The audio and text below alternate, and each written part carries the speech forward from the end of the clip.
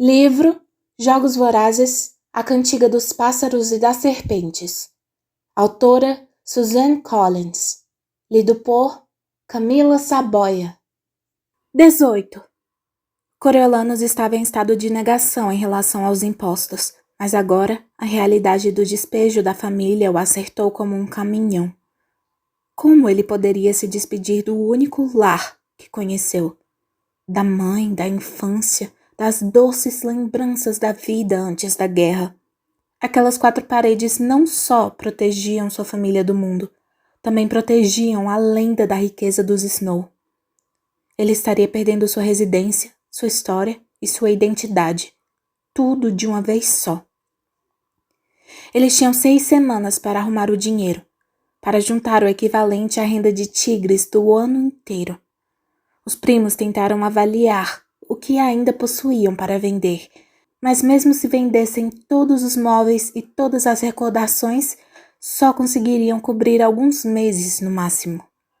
E a cobrança do imposto continuaria chegando todos os meses, regularmente. Eles precisariam do dinheiro da venda de seus bens, por mais desprezível que fosse, para pagar o aluguel de uma moradia nova. Tinham de avaliar o despejo a todo custo. A humilhação pública seria grande demais, duradoura demais. Eles precisavam se mudar. O que nós vamos fazer? Perguntou Coriolanus. Nada até os Jogos Vorazes terminarem. Você tem que se concentrar nisso para conseguir aquele prêmio Plint, ou pelo menos algum outro. Eu cuido dessa parte, disse Tigres com firmeza. Ela preparou para ele uma xícara de leite quente adoçada com xarope de milho e fez carinho em sua cabeça latejante até ele adormecer. Ele sonhou com coisas violentas e perturbadoras, reprisou os eventos da arena e acordou com o de sempre. Pérola de Panem, cidade majestosa. Com o passar dos anos, você brilha mais. Sua avó continuaria cantando no apartamento alugado em 1 ou 2 meses? Ou estaria humilhada demais para erguer a voz de novo? Por mais que debochasse do recital matinal, a ideia o entristeceu. Enquanto se vestia, os pontos no braço repuxaram, e ele lembrou que tinha que passar na cidadela para que fossem verificados. Seu rosto ralado estava com cascas de ferida escura, mas o inchaço tinha diminuído. Ele passou um pouco do pó da mãe, e embora não cobrisse as cascas de ferida, o aroma o acalmou um pouco. A situação financeira desesperadora o fez aceitar as fichas que Tigres ofereceu sem hesitar. Para que economizar centavos se os dólares já não estavam presentes havia tanto tempo?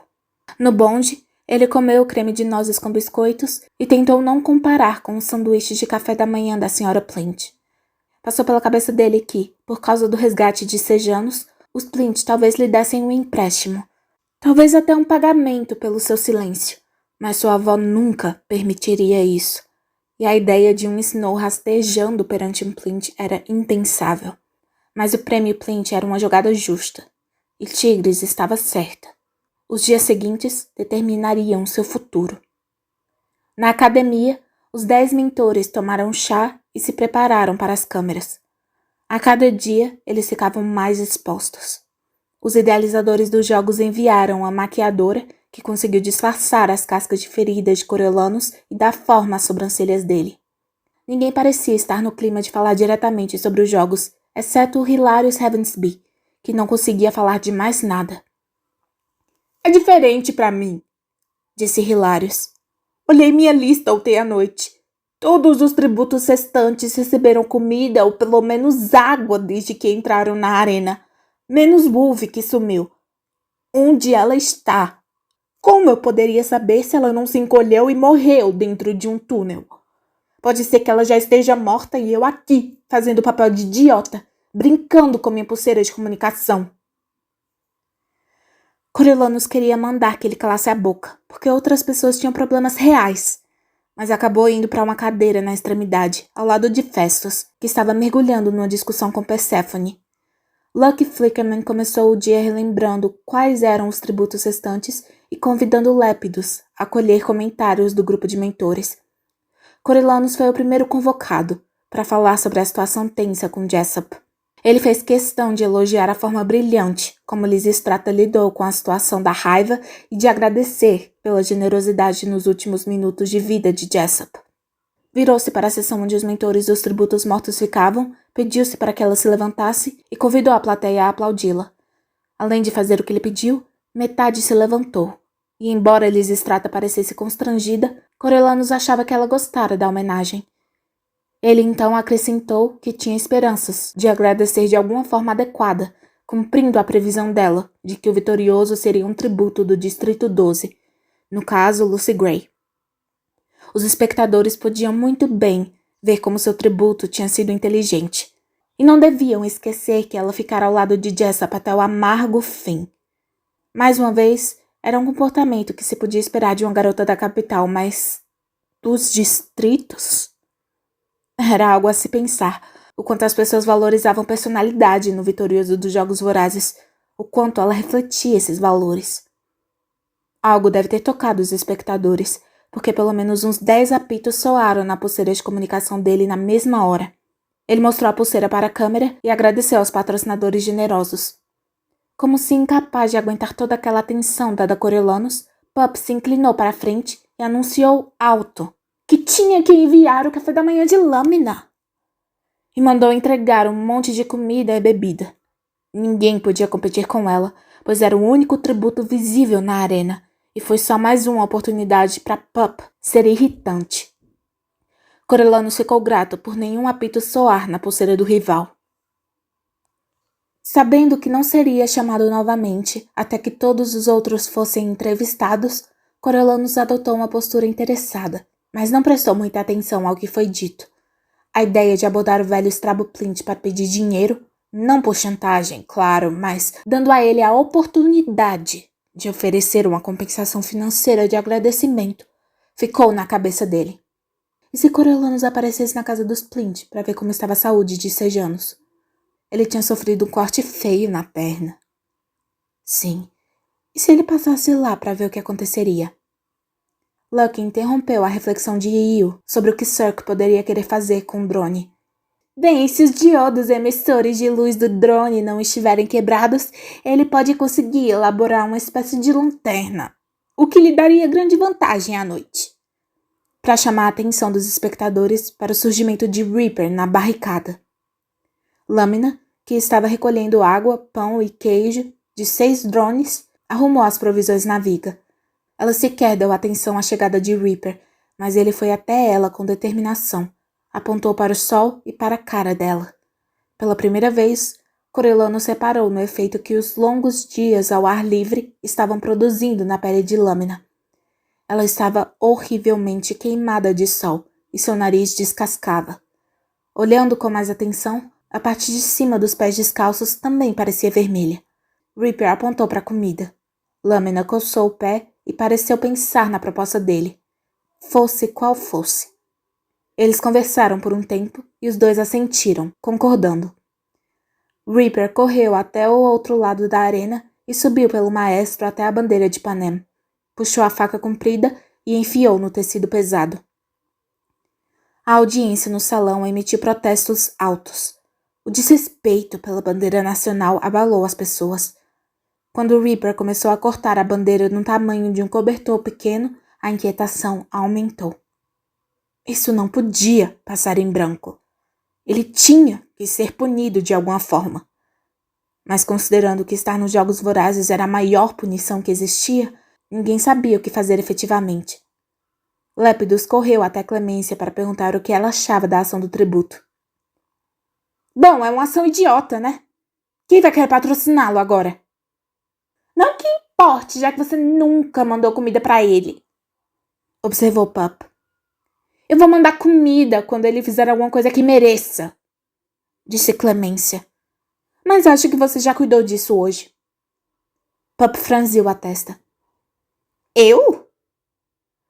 Clemência indicou a tela, enquanto Reaper corria de volta até a viga. As negociações entre ele e Lâmina continuaram. Depois do que pareceu ser uma contagem até 3, Reaper jogou o pedaço da bandeira embolado, enquanto Lâmina jogava um pedaço de pão para ele. A bandeira não voou alto o bastante para ela pegar. Mais negociações foram feitas. Quando Reaper finalmente entregou a bandeira, depois de várias tentativas, ela o recompensou com um pedaço de queijo. Não era uma aliança oficial, mas a troca pareceu uni-los um pouco.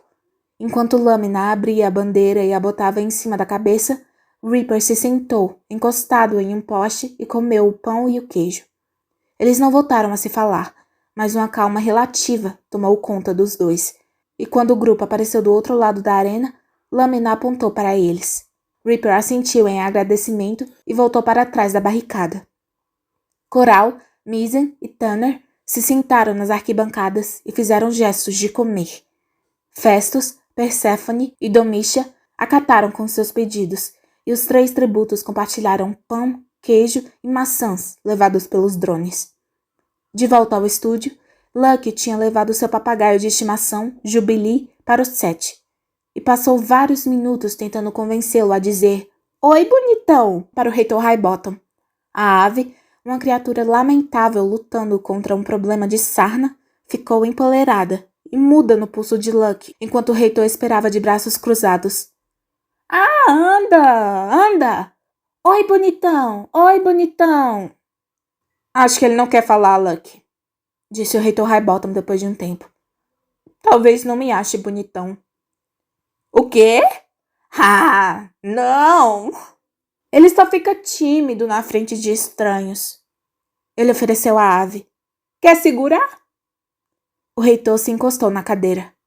"Não." Lucky puxou Jubilee para o peito e fez carinho nas penas com a ponta do dedo. "E então, senhor Highbottom, o que você acha de tudo isso?" "Tudo... o quê?" perguntou o reitor Highbottom. "Todas essas coisas. Tudo que está acontecendo nos Jogos Vorazes." Lucky balançou a mão no ar. "Tudo?" "Bom, estou notando uma nova interatividade nos jogos", disse o reitor Highbottom. Lucky assentiu. "Interatividade. Continue." "Desde o começo. Até antes, na verdade. Quando houve o bombardeio na arena, não foram só participantes que se foram. A paisagem mudou", prosseguiu o reitor. "A paisagem mudou", repetiu Lucky. "Sim. Agora nós temos a barricada, a viga, acesso aos túneis. É uma arena novinha, e isso fez os tributos se comportarem de um jeito novo", explicou o reitor. "E nós temos drones", disse Lucky. "Isso mesmo. Agora a plateia é um participante ativo dos jogos." O reitor Highbottom inclinou a cabeça na direção de Lucky. "E você sabe o que isso significa?" "O quê?" disse Lucky. O reitor falou as palavras seguintes lentamente, como se estivesse conversando com uma criança pequena. "Significa que estamos todos na arena juntos, Lucky." Lucky franziu a testa. "Hã? Não entendi direito." O reitor Highbottom bateu com o dedo na têmpora. "Pensa bem." "Oi, bonitão!" grasneu Jubilee com desânimo. "Ah, pronto! Eu falei, não falei?" gabou-se Lucky. "Falou", admitiu o reitor. "Ainda assim, foi inesperado." Não aconteceu mais nada antes do almoço. Lucky fez a previsão do tempo de cada distrito, com um incentivo da companhia de Jubilee, mas a ave se recusou a abrir o bico de novo, e Lucky começou a falar com a voz aguda. "Como está o tempo no distrito 12, Jubilee?" "Vai ter neve, Lucky." "Neve em julho, Jubilee." "A neve do Coriolanus. Snow de neve, entendeu?" Coriolanus fez sinal de positivo quando mostraram a reação dele. Ele não conseguia acreditar que aquela era a sua vida. O almoço decepcionou, pois no cardápio só havia sanduíches de creme de nozes, e ele tinha lanchado creme de nozes no café da manhã. Ele comeu porque comia qualquer coisa que fosse de graça, e era importante manter a força. Uma agitação se espalhou pelo salão, indicando que tinha algo acontecendo na tela, e ele correu de volta para seu lugar. Teria Lucy Gray reaparecido? Não tinha, mas a preguiça matinal do grupo cedera lugar à determinação. O Os três atravessaram a arena até estarem embaixo da viga de lâmina. Ela não deu bola no começo, mas quando Tanner começou a bater com uma espada em um dos postes, ela ficou atenta. Lâmina se sentou e observou o grupo, que devia ter sentido uma mudança no ar, porque puxou o machado e a faca e os poliu na bandeira. Depois de uma breve agitação, na qual os tributos do Distrito 4 entregaram os tridentes para Tanner, o bando se separou. Coral e Misen foram cada um para um dos postes de metal que sustentavam a viga, e Tanner ficou parado diretamente embaixo de Lâmina, segurando o par de tridentes. Com as facas nos dentes, Coral e Misen assentiram um para o outro e começaram a escalar seus postes. Festus se mexeu na cadeira. Lá vamos nós. Eles não vão conseguir, disse Pup com agitação. Eles são treinados para trabalhar em navios. Sobem cordas o tempo todo, observou Perséfone. Cordames, disse Festus. Sim, entendi. Meu pai é comandante, afinal, disse Pup. Subir em cordas é diferente. Os postes são mais como árvores. Mas Pup estava irritando todo mundo, e os mentores sem tributo num confronto pareceram ansiosos para comentar. E os mastros? Perguntou Vipsânia. Yashes, contribuiu Urban. Eles não vão conseguir, disse Pup. Mesmo que o par do Distrito 4 não tivesse o estilo tranquilo de Lâmina, eles estavam conseguindo. Subiam lentamente, cada vez mais alto. Tanner os orientou, pedindo a Coral para esperar o momento quando Misen ficou para trás. Olha, eles estão sincronizando para chegar no alto juntos, disse Io. Eles estão fazendo com que ela escolha com quem vai lutar, e aí o outro vai chegar na viga. Aí ela mata um e desce, disse Pup. Onde Tanner vai estar esperando, lembrou Coriolanus. Bom, eu sei disso, disse Pup. O que vocês querem que eu faça? Eles não estão espumando com raiva, algo que se resolve fácil mandando água. Essa ideia nunca teria passado pela sua cabeça por conta própria, disse Festus. Claro que teria, disse Pup com rapidez. Calem a boca, vocês todos. O silêncio se espalhou, mas mais porque Coral e Misen estavam chegando no alto. A cabeça de Lâmina ficou se virando de um lado para o outro, enquanto decidia quem confrontar. Então foi na direção de Coral. Não, não a garota, o garoto! Exclamou Pup, ficando de pé. Agora ela vai ter que lutar com o garoto na viga. Eu faria o mesmo. Não ia querer lutar contra aquela garota lá em cima, disse Domitia, e murmúrios de concordância soaram entre alguns mentores. Não? Pup reconsiderou. Talvez você esteja certa. Lâmina chegou na ponta da viga e golpeou com um machado na direção de Coral sem hesitar, quase acertando a cabeça da garota, mas só arrancando um tufo de cabelo. Coral recuou, desceu 1 metro, mas Lâmina golpeou mais algumas vezes, como se para deixar a situação bem clara. Como esperado, isso deu a Misen tempo de subir na viga, mas quando Tanner jogou o tridente para ele, a arma só percorreu 2/3 do caminho e caiu no chão. Lâmina deu um último golpe em Coral e foi rapidamente na direção de Misen.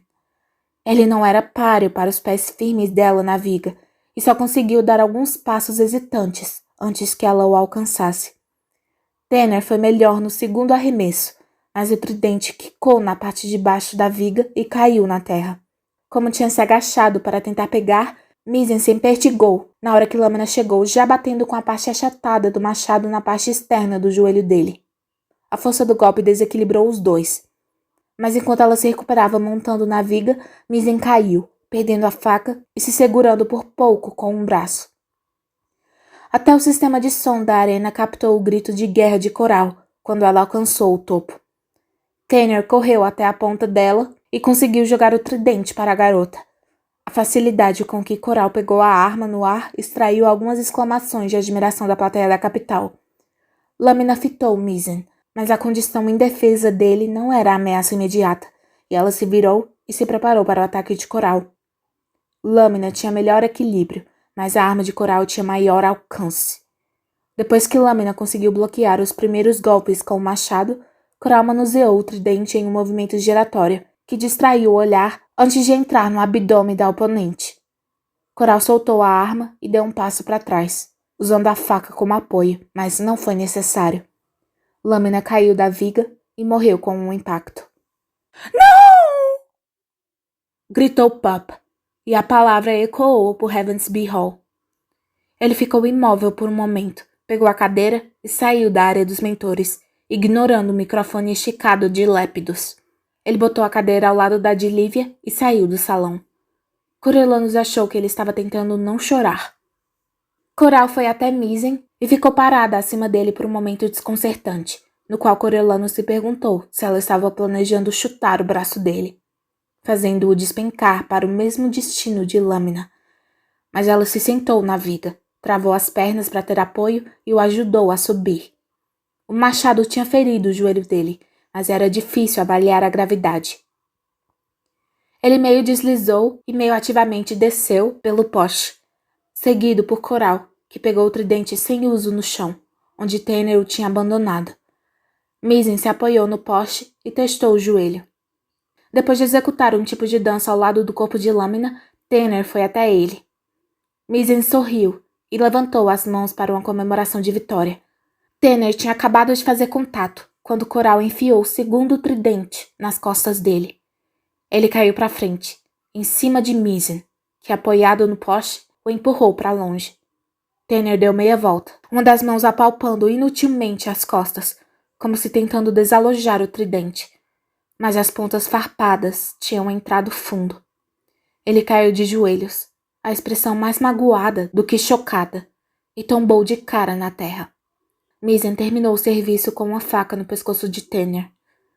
Misen voltou e se sentou encostado no poste, enquanto Coral cortava uma tira do pano de bandeira de Lâmina e começava a enrolar o joelho dele. No estúdio, o rosto de Lucky se repuxou em uma máscara cômica de choque. Vocês viram o que eu vi? Domitia tinha recolhido suas coisas em silêncio, os lábios apertados de decepção. Mas quando Lépidos ofereceu o microfone a ela, a garota falou com voz calma e distante. Foi uma surpresa. Eu achei que Tanner podia ganhar. E provavelmente teria ganhado, se os aliados não o tivessem traído. Acho que esta é a mensagem. Cuidado com as pessoas em quem você confia. Dentro e fora da arena, disse Lépidos, assentindo com expressão sábia. Em todo lugar, concordou Domitia. Sabe, Tanner era uma pessoa de natureza boa. E o Distrito 4 tirou vantagem disso. Ela olhou com tristeza para Festus e Perséfone, sugerindo que isso refletia mal neles. Lépidos estalou a língua com reprovação. Foi uma das muitas coisas que aprendi sendo mentora nos Jogos Vorazes. Sempre vou valorizar minha experiência aqui e desejo aos mentores que restaram toda a sorte do mundo. Belas palavras, Domitia. Acho que você acabou de mostrar aos seus colegas mentores como ser uma boa perdedora, disse Lépidos. Lucky? A imagem revelou Lucky tentando atrair Jubilee para que descesse de um candelabro com um biscoito. Quê? Você não vai falar com o outro? Qual é o nome dele, o filho do comandante? Ele se recusou a comentar, disse Lépidos. Bom, vamos voltar ao show, disse Lucky. Mas o show tinha acabado por enquanto. Coral terminou o curativo no joelho de Misen e recolheu os tridentes, retirando-os dos corpos das vítimas. Sem qualquer pressa, Misen foi mancando junto com Coral até o túnel de preferência deles. Satíria se aproximou e mandou os mentores se arrumarem as cadeiras em 2 filas de 4. Io, Urban, Clemência e Vipsania na frente. Coriolanus, Festus, Perséfone e Hilários atrás. A dança das cadeiras continuava. Talvez as indignidades de ser marionete de Lucky tivessem passado dos limites. pois Jubilee se recusou a descer do candelabro. Lucky contou com o apoio dos correspondentes em Heavensby Hall e na frente da arena, onde o público havia montado áreas de torcida para os vários tributos. O time Lucy Gray estava bem representado por jovens e velhos, homens e mulheres, e até alguns Avoxes. Mas eles não contavam, pois tinham sido levados para segurar cartazes. Coriolanus queria que Lucy Gray pudesse ver quantas pessoas a amavam. Queria que ela soubesse como ele a defendia. Ele tinha ficado mais ativo, chamando lépidos durante momentos de calmaria e fazendo elogios enormes a Lucy Gray. Como resultado, as dádivas de patrocinadores dela tinham chegado a um novo ápice. E ele estava confiante de que poderia alimentá-la por uma semana. Não havia mais nada a fazer além de assistir e esperar. Treat apareceu só para pegar o machado de lâmina e para Vipsania enviar comida. Tesley pegou outro drone caído e recebeu comida de Urban. Quase mais nada aconteceu até o fim da tarde, quando o Reaper saiu da barricada, esfregando os olhos para despertar. Ele pareceu não conseguir entender a cena que encontrou.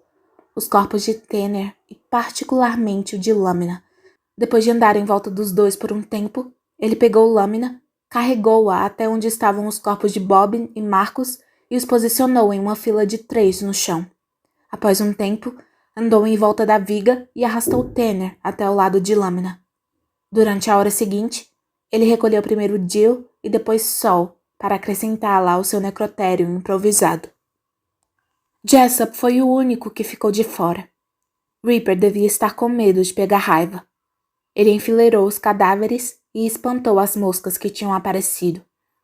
Depois de parar por um momento para pensar, ele voltou e cortou um segundo pedaço da bandeira, botou por cima dos corpos e provocou uma nova onda de ultraje no salão. Reaper abriu o pedaço da bandeira que era de lâmina e amarrou sobre os ombros como uma capa. A capa pareceu inspirá-lo, e ele começou a girar lentamente, olhando para trás para vê-la esvoaçar. Reaper saiu correndo e abriu a bandeira com os braços, como se fossem asas esticadas ao sol. Exausto pelas atividades do dia, ele subiu na arquibancada e esperou. Ah, pelo amor de Deus! Manda comida para ele, Cleme! Disse Festus. Cuida da sua vida! Disse Clemência. Você não tem coração!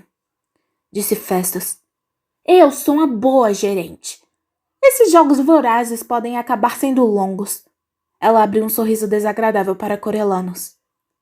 E eu não abandonei nem nada. Coriolanus pensou em convidá-la para ir à cidadela para sua consulta de revisão. Seria bom ter companhia, e ela poderia visitar as cobras. Às 5 horas, o corpo estudantil foi dispensado, e só os 8 mentores restantes se reuniram para comer bolo e ensopado de carne.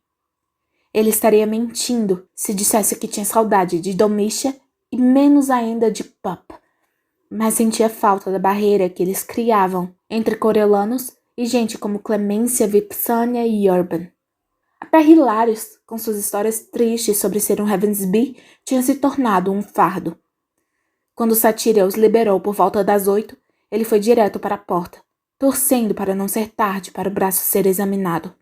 Os guardas da cidadela o reconheceram, e depois que revistaram sua mochila, ele pôde ficar com ela e ir até o laboratório sem escolta. Ele vagou um pouco até encontrar o destino, e ficou esperando meia hora na clínica até uma médica aparecer. Ela verificou seus sinais vitais, examinou os pontos, que estavam funcionando, e mandou que ele esperasse. Uma energia incomum se espalhou pelo laboratório. Passos rápidos, vozes erguidas, ordens impacientes. Coriolanus prestou atenção, mas não conseguiu identificar a causa da agitação. Ele ouviu as palavras arena e jogos mais de uma vez e se perguntou que ligação haveria. Quando a doutora Gall finalmente apareceu, ela só deu uma olhada rápida nos pontos. Mais alguns dias, confirmou ela. Me diga, Sr. Snow, você conhecia Gaius Bryn? Conhecia? Perguntou Coriolanus, percebendo o uso do pretérito na mesma hora. Conheço. Nós somos colegas de turma. Sei que ele perdeu as pernas na arena. Ele está morto. Complicações do bombardeio, disse a doutora Gall. Ah, não. Coriolanus não conseguiu assimilar. Gaius? Morto? Gaius Breen? Ele se lembrou de uma piada que o colega tinha contado recentemente sobre quantos rebeldes eram necessários para amarrar um sapato. Eu nem o visitei no hospital. Quando é o funeral? Isso está sendo resolvido. Você precisa guardar segredo até fazermos um anúncio oficial, avisou ela. Só estou contando agora para que pelo menos algum de vocês tenha algo inteligente a dizer para Lépidos. Acredito que você consiga providenciar isso. Sim, claro. Vai ser estranho anunciar durante os jogos. Como se fosse uma vitória dos rebeldes, disse Coriolanus. Exatamente, mas fique tranquilo. Haverá repercussões. Na verdade, foi sua garota que me deu a ideia. Se ela vencer, temos que trocar umas ideias. E não esqueci que você me deve uma redação. Ela saiu e fechou a cortina ao passar. Liberado, Coriolanus abotoou a camisa e pegou a mochila. Sobre o que mesmo ele tinha que escrever? Alguma coisa relacionada a caos? Controle? Contratos? Ele tinha quase certeza de que começava com C. Quando se aproximou do elevador, ele encontrou 2 assistentes de laboratório à frente, tentando colocar um carrinho lá dentro. No carrinho havia um tanque enorme e cheio das cobras que atacaram Clemência. Ela mandou você levar o cooler? Perguntou um dos assistentes. Não que eu lembre, disse a outra assistente. Achei que elas tivessem sido alimentadas. Melhor verificarmos. Se estivermos errados, ela vai ficar louca. Ela reparou em Coriolanus. Desculpe, precisamos sair. Tudo bem, disse ele, e chegou para o lado para os dois poderem tirar o tanque. As portas do elevador se fecharam e ele ouviu o zumbido dele subindo. Desculpe. Volta em 1 minuto, disse a segunda assistente. Tudo bem, repetiu Coriolanus. Mas ele estava começando a desconfiar de um grande problema. Ele pensou na agitação no laboratório, nos jogos vorazes, nos jogos terem sido citados, e na doutora Gall prometendo repercussão. Aonde vocês estão levando as cobras? Perguntou ele, da forma mais inocente possível. Só para outro laboratório, disse um, mas os assistentes trocaram um olhar. Vamos lá, o cooler precisa de 2 pessoas. Ambos entraram no laboratório e o deixaram sozinho com o tanque. Na verdade, foi sua garota que me deu a ideia. Sua garota. Lucy Gray. Que fez uma entrada grandiosa nos Jogos Vorazes soltando uma cobra dentro do vestido da filha do prefeito. Se ela vencer, temos que trocar umas ideias. Ideias sobre o quê? Como usar cobras como armas? Ele ficou olhando para os répteis sinuosos, imaginando-os sendo soltos na arena. O que fariam? Será que se esconderiam? Caçariam? Atacariam? Mesmo que ele soubesse como cobras se comportavam, e ele não sabia, ele duvidava que aquelas se adequassem a qualquer norma, pois tinham sido geneticamente projetadas pela doutora Gall. Com uma pontada aguda, Coriolanus teve uma visão de Lucy Gray no encontro final dos dois, segurando a mão dele, enquanto ele prometia que podiam vencer. Mas não havia como ele protegê-la das criaturas no tanque, tanto quanto não podia protegê-la de tridentes e espadas. Pelo menos, ela podia se esconder desses últimos. Ele não tinha certeza, mas achava que as serpentes iriam direto para os túneis. A escuridão não afetaria o olfato delas. Elas não reconheceriam o cheiro de Lucy Gray, assim como não reconheceram o de Clemência. Lucy Gray gritaria e cairia no chão, os lábios ficando roxos e sem sangue, enquanto o pus rosa, azul e amarelo escorreria para o vestido de babados. Era isso, o que as serpentes o tinham lembrado na primeira vez que as viu. Elas combinavam com o vestido, como se sempre tivessem sido o destino dela. Sem saber bem como, Coriolanus percebeu que estava com o lenço na mão, enrolado em uma bola como se fosse um acessório de um dos truques de mágica de Luck. Ele foi até o tanque de serpentes, as costas viradas para a câmera de segurança, e se inclinou e apoiou as mãos na tampa, como se fascinado por elas. Daquele ponto de vista, ele assistiu, enquanto o lenço caía pela portinhola e desaparecia entre o arco-íris de corpos.